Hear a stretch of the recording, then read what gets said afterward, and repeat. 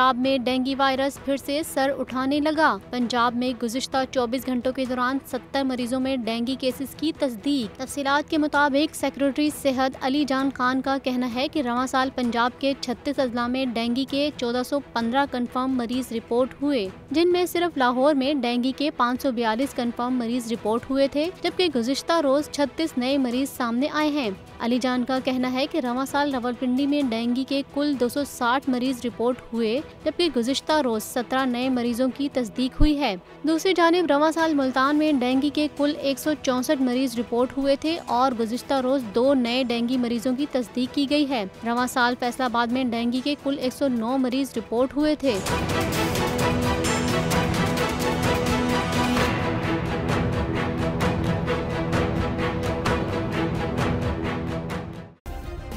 Subscribe करें और bell दबाएं ताकि कोई खबर रह न जाए।